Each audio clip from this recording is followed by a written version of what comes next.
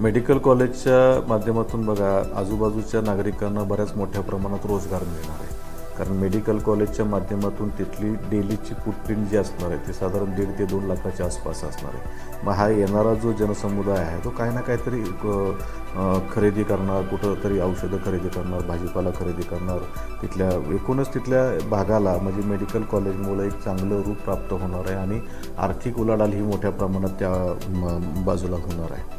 आणि हे सगळं व्यवस्थित व्हावं, नीट व्हावं म्हणून सन्माननीय आमदार महिदादा शिंदे असतील, खासदार श्रीमंत छत्रपती उदयनराजे भोसले, श्रीमंत छत्रपती शिवेंद्रसिंहराजे भोसले यांच्या माध्यमातून इथला हा प्रोजेक्ट अगदी व्यवस्थित व पूर्णत्वास जावा यासाठी ही कोशिशीने हे सगळे आपले सातारचे नेते मंडळी अत्यंत चांगल्या पद्धतीनं प्रयत्न करत आहेत. आणि तसं गुन्हेगारीच्या बाबतीत जर बघायचं जर म्हटलं तर कसं असतं की आजूबाजूचं सराउंडिंग जर चांगल्या पद्धतीनं असेल तर गुन्हे करणाऱ्याला सुद्धा थोड्या प्रमाणात वचक बसतो आणि त्यालासुद्धा वाटते की आपण या परिसरामध्ये अशा प्रकारचे गुन्हे केले नाहीत पाहिजे किंवा गुन्हेगारी प्रवृत्त कमी करण्याचा मानस खऱ्या अर्थानं आमदार महिदादा शिंदे यांचा पहिल्यापासूनच राहिलेला आहे. मग व्यसनमुक्तीवर असेल, गुन्हेगारी मुक्त माझा मतदारसंघ असेल आणि मतदारसंघातल्या माता भगिनींच्या हाताला रोजगार असेल किंवा तरुणांच्या हाताला रोजगार उपलब्ध करून देण्याच्या बाबतीतले असेल अनेक योजना या ठिकाणी महिदादा शिंदे या मतदारसंघात घेऊन येत असताना आपण आता काही दिवसातच या ठिकाणी देगावमध्ये एक मोठी फॅक्टरी टेस्ला नावाची कंपनी या ठिकाणी महिदादांच्या माध्यमातून येते आणि आम्हाला इथून पुढं तसं बघायला गेलं तर 1,500 ते 2,000 वर्कर्स या कंपनीसाठी लागणार आहे. ते आम्ही आमच्या मतदारसंघातूनच भरणार आहे. आम्ही काही पाकिस्तानवरून आणणार नाही. त्यामुळं हा इथला माझा मतदारसंघ हा सुजलाम सुफलाम झाला पाहिजे हे ब्रीदवाक्य ओराशी बाळगून सन्माननीय आमदार महिदादा शिंदे आणि किंबहुना त्यांच्याबरोबर आम्ही अहोरात्र काम करतो. भाऊ, तुम्हाला महिदादांनी विश्वास ठेवून उमेदवारी जाहीर केली आहे. मतदारसंघाबद्दल काय तुमची विजन आहे त्याबद्दल? मुळात काय माहिती आहे का, मी घरी बसणारा नेता नाही. काम करताना मी या ठिकाणी खाली तळागाळाला उतरून काम करत असतो.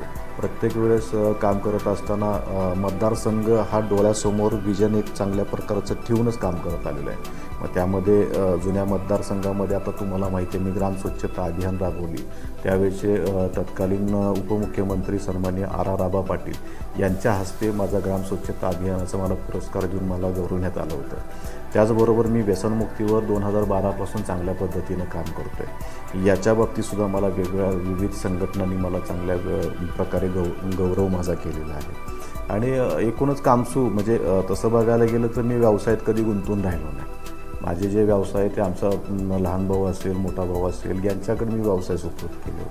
मी व्यवसाय स्वतःला का गुंतून घेतला नाही तर माझी नाळ ही समाजाची जुळलेली आहे. समाज सेवा करण्याचा वसा मी पहिल्यापासून माझ्या हाती घेतल्यामुळं मी स्वतःला कुठं गुंतून घेतलं नाही आणि समाजामध्ये चांगल्या पद्धतीचं काम करण्याचा प्रयत्न हा सततचा माझा राहिलेला आहे.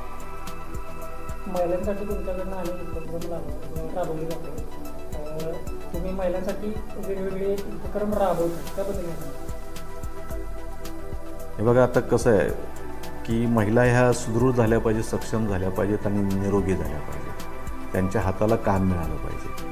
खऱ्या अर्थानं लोकहिताची चळवळ ही माता भगिनींपासून सुरुवात होती. लक्षात घ्या, घरामध्ये आई ज्या पद्धतीनं मुलांवर संस्कार करते त्याच पद्धतीनं मुलं घडत जातात. मग घरातली जर माता सक्षम असेल तर ती चांगल्या पद्धतीची येणारी भविष्यातली पिढी चांगली घडवू शकते आणि देशाला एक चांगलं नेतृत्व देऊ शकते. आणि असे सुजाण नागरिक घडवण्याचं जर काम जर कोण करत असेल तर खऱ्या अर्थानं घरातली ती स्त्री करत असते आणि त्या स्त्रीला ताकद देण्याचं काम वेळोवेळी आम्ही करत आहोत आणि इथून पुढं भविष्यातसुद्धा करत राहणार आहोत. रयत संघटना अनेक गरजूंच्या पाठीमागे ठामपणे उभे आहेत. तुमच्या कार्यकर्ते देखील तेवढेच सक्षम आहेत त्याबद्दल काय सांगता? बघा, आमचं विजन स्पष्ट आहे. आम्हाला कुणाकडनं काही रुपया कधी घ्यायचा नाही. आम्हाला भ्रष्टाचार कुठं करायचा नाही. आम्हाला फक्त समाजाची सेवा करायची आहे.